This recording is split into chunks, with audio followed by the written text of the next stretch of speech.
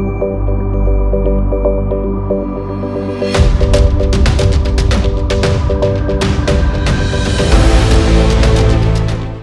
The angle में आप सभी का स्वागत है। मैं हूं आपके साथ नीतू शर्मा। सबसे पहले एक नजर सुर्खियों पर। खाद्य और कृषि संगठन की 75वीं वर्षगांठ, पीएम मोदी ने जारी किया 75 रुपए का स्मृति सिक्का। कांग्रेस नेता राहुल गांधी ने देश की अर्थव्यवस्था और कोरोना वायरस महामारी को लेकर बोला मोदी सरकार पर हमला। कहा, भारत की तुलना में पाकिस्तान और अफगानिस्तान में कोरोना से बेहतर हालात। वर्ल्ड फूड डे के मौके पर सीएम अशोक गहलोत ने किया ट्वीट। कहा, सभी को भोजन उपलब्ध कराना हमारा लक्ष्य है। और गुर्जर आंदोलन अब बटा 2 धड़ों में। कर्नल बैंसला पर गुर्जर समाज के अन्य नेताओं से चर्चा किए बगैर फैसले लिए जाने का आरोप। प्रधानमंत्री नरेंद्र मोदी ने राष्ट्र के खाद्य और कृषि संगठन की 75वीं वर्षगांठ पर 75 रुपए का स्मृति सिक्का जारी किया। इसके अलावा उन्होंने हाल ही में विकसित की गई 8 फसलों की 17 जैव संवर्धित किस्मों को भी राष्ट्र को समर्पित कर दिया। यह कार्यक्रम सरकार द्वारा कृषि और पोषण क्षेत्र को दी गई सर्वोच्च प्राथमिकता को समर्पित है। इसके साथ ही भूख, अल्पोषण और कुपोषण को पूरी तरह से खत्म करने के सरकार के संकल्प को मजबूत करने में योगदान देता है। कांग्रेस के पूर्व अध्यक्ष राहुल गांधी ने देश की अर्थव्यवस्था और कोरोना वायरस महामारी को लेकर मोदी सरकार पर हमला बोला है। उनका कहना है कि हमारी तुलना में पाकिस्तान और अफगानिस्तान तक ने कोरोना को बेहतर तरीके से संभाला है। राहुल गांधी ने ट्वीट कर कहा, भाजपा सरकार द्वारा हासिल की गई एक और ठोस उपलब्धि। यहाँ तक कि पाकिस्तान और अफगानिस्तान ने भारत की तुलना में कोविड-19 को बेहतर तरीके से संभाला। अपने ट्वीट के साथ उन्होंने अंतर्राष्ट्रीय मुद्रा कोष के हवाले से बनाया गया एक ग्राफ भी साझा किया है, जिसमें भारत की जीडीपी में 10.30% की गिरावट का अनुमान लगाया है। केंद्रीय स्वास्थ्य मंत्री डॉक्टर हर्षवर्धन ने कहा कि भारत के पास अगले कुछ महीनों में कोविड-19 का टीका होने की उम्मीद है। देश में अगले 6 महीने में लोगों को टीका उपलब्ध कराने की प्रक्रिया में हम होने चाहिए। उन्होंने इंडियन रेड क्रॉस सोसाइटी और सेंट जॉन्स एम्बुलेंस की वार्षिक आम बैठक में यह टिप्पणी की। स्वास्थ्य मंत्री ने कहा, हम टीके के विकास की प्रक्रिया में काफी गहराई से शामिल है। अधिक से अधिक अगले कुछ महीनों में हमारे पास टीका होने की उम्मीद है और आशा है कि अगले 6 महीने में भारत के लोगों को टीका उपलब्ध कराने की प्रक्रिया में हम होंगे। उन्होंने कहा कि कोविड-19 के खिलाफ लड़ाई में 6 फुट की दूरी बनाए रखना, समय समय पर हाथ धोना, मास्क और फेस कवर पहनने, खासकर सार्वजनिक स्थानों पर जैसे सामाजिक टीके का पालन किया जाना चाहिए। चुनाव आयोग ने कहा कि एग्जिट पोल पर प्रतिबंध लागू होने की अवधि के दौरान मीडिया में ज्योतिषों, टैरो कार्ड पढ़ने वालों और विश्लेषकों द्वारा चुनावी नतीजों का भविष्यवाणी करना चुनावी कानूनों का उल्लंघन है। बिहार में इस महीने के अंत से शुरू हो रहे 3 चरणों के विधानसभा चुनाव से पहले आयोग ने यह परामर्श फिर से जारी किया है, जिसमें इलेक्ट्रॉनिक और प्रिंट मीडिया से कहा गया है कि प्रतिबंधित अवधि के दौरान इस तरह के कार्यक्रमों के प्रसारण और प्रकाशन से बचे, ताकि स्वतंत्र, निष्पक्ष और पारदर्शी चुनाव सुनिश्चित कराए जा सके। यह परामर्श सबसे पहले 30 मार्च 2017 को जारी किया गया था, जिसमें चुनाव आयोग ने जनप्रतिनिधित्व कानून की धारा 126A का हवाला दिया था। प्रावधान में कहा गया है कि कोई भी व्यक्ति एग्जिट पोल नहीं कराएगा और उसके नतीजे चाहे जो हों, उसे चुनाव आयोग की तरफ से अधिसूचित अवधि के दौरान प्रिंट और इलेक्ट्रॉनिक मीडिया के माध्यम से प्रकाशित या प्रसारित नहीं करेगा। देश में कोरोना वायरस से संक्रमित मरीजों की संख्या 73 लाख के पार पहुंच गई है। हालांकि राहत की बात यह है कि कल की तुलना में आज कोरोना के आंकड़ों में कमी दर्ज की गई है। पिछले 24 घंटों में देश में कोविड-19 संक्रमण के 63,371 नए मामले दर्ज किए गए। वहीं 895 लोगों की वायरस के कारण मौत हो गई है। यह जानकारी केंद्रीय स्वास्थ्य एवं परिवार कल्याण मंत्रालय द्वारा दी गई है। राहत की बात यह है कि कोरोना से ठीक होने वाले मरीजों की संख्या बढ़ रही है, जो अब 64 लाख से ज्यादा हो चुकी है। पिछले कारोबारी सत्र में आई तेज गिरावट के बाद आज सप्ताह के आखिरी कारोबारी दिन शुक्रवार को शेयर बाजार हरे निशान पर खुला। बॉम्बे स्टॉक एक्सचेंज के प्रमुख इंडेक्स सेंसेक्स 261.39 अंक ऊपर 39,989 के स्तर पर खुला। वहीं नेशनल स्टॉक एक्सचेंज के निफ्टी की शुरुआत 47.05 अंक ऊपर 11,727 पर हुई।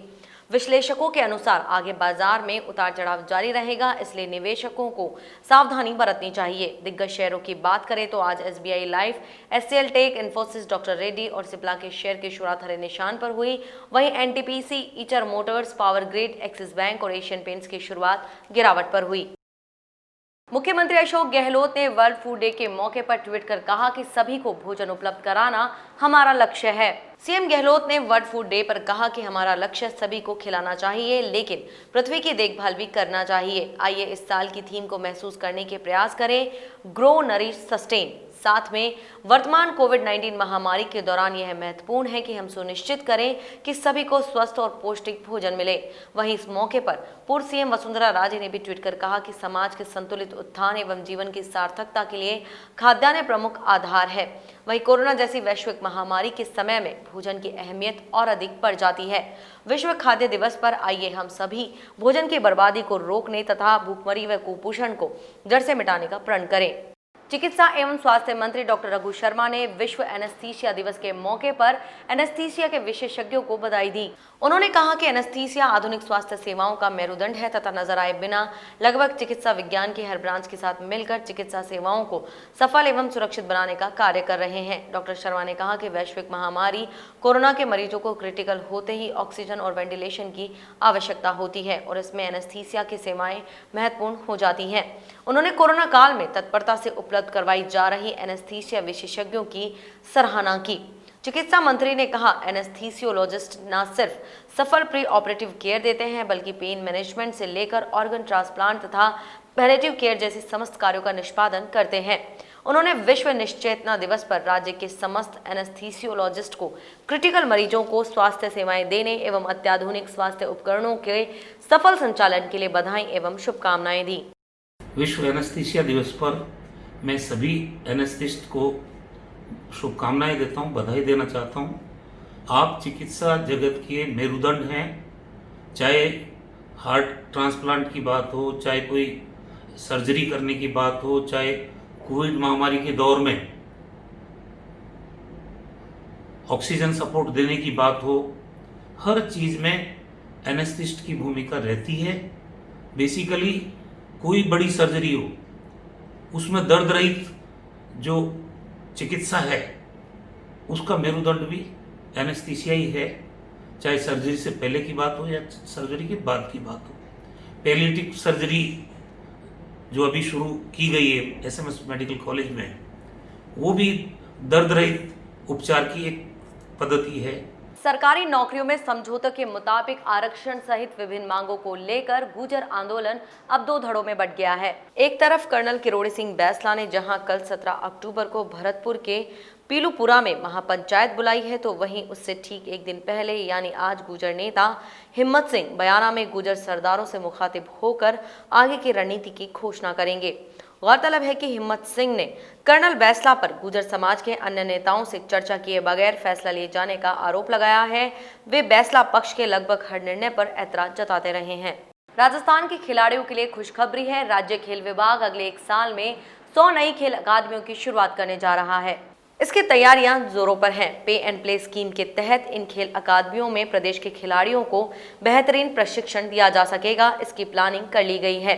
खेल मंत्री अशोक चांदना ने पे एंड प्ले स्कीम की समीक्षा बैठक के बाद विभाग के इस प्रपोजल को अमली जामा पहनाने की कवायद शुरू करने के लिए आश्वस्त किया है। खेल विभाग ने 16 खेलों की अकादमियों का लक्ष्य तय किया है। चांदना ने कहा कि स्कीम के तहत जिस क्षेत्र में जो खेल पारंपरिक रूप से खेले जाते हैं वहां उन्हीं खेलों को फोकस किया जाएगा। प्रदेश के जिन क्षेत्रों में सभी खेलों के खिलाड़ी हैं वहां एक से ज्यादा खेलों को भी इसमें शामिल किया जा सकता है। पे एंड प्ले में जो चार्जेस लागू किए गए हैं वह कोचिंग जैसी सुविधाओं के ऊपर लागू रहेंगे, लेकिन विजिटर्स के लिए कोई शुल्क नहीं लिया जाएगा। मुंबई इंडियंस और कोलकाता नाइट राइडर्स के बीच आज शेख जायद स्टेडियम में मुकाबला होगा। केकेआर के खिलाफ होने वाले मैच में मुंबई इंडियंस जीत के प्रबल दावेदार के रूप में शुरुआत करेगी। मुंबई ने पिछले 4 मैचों में अच्छा प्रदर्शन किया है, जबकि केकेआर की समस्याएं खत्म होने का नाम नहीं ले रही हैं। पिछले मैच में उसे रॉयल चैलेंजर्स बेंगलोर से 82 रन से करारी शिकस्त झेलनी पड़ी थी। उसके मुख्य स्पिनर सुनील नरेन खेल पाएंगे या नहीं, यह बड़ा सवाल है। खबरों का सिलसिला यूं ही जारी रहेगा। देखते रहिए द एंगल। नमस्कार।